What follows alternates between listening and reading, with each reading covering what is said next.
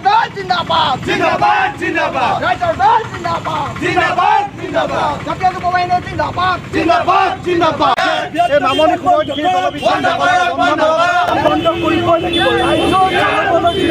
তালিকা বন্ধ কৰক নৰেন্দ্ৰ মোদীক আমি ৰাইজৰ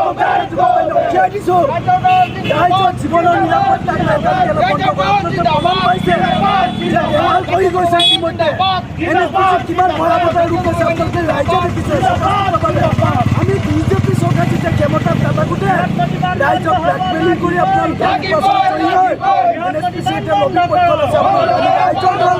জাতীয় যুৱ বাহিনী উঠিয়াই দিছোঁ এতিয়াই নৰেন্দ্ৰ মোদী চৰকাৰে বন্ধ কৰিবলৈ আমি দাবী জনাইছোঁ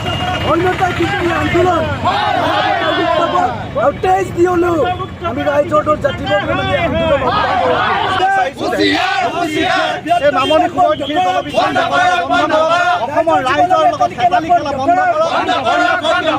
আমি বৃহৎ গণতান্ত্ৰিক আন্দোলন আপোনালোকে ইতিমধ্যে প্ৰত্যক্ষ কৰিছে অৰুণাচলত মুষলধাৰে বৰষুণ হোৱাৰ কাৰণে জলবিদ্যুৎ প্ৰকল্পৰ গাইডৱালসমূহ খহি পৰিছে অনাগত ভৱিষ্যতত যে নামনি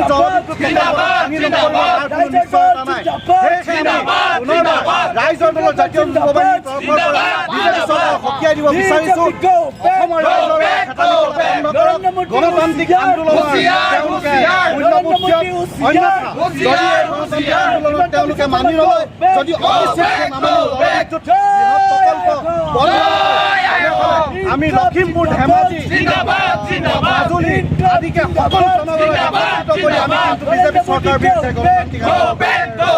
গণতান্ত্ৰিক আৰু ৰাইজৰ দল জাতীয় যুৱ বাহিনী আৰু অসমৰ জনগণে কোনো কাৰণে এই নামনি বৃহৎ নদী বান্ধ বন্ধ হ'বই লাগিব মানি লয়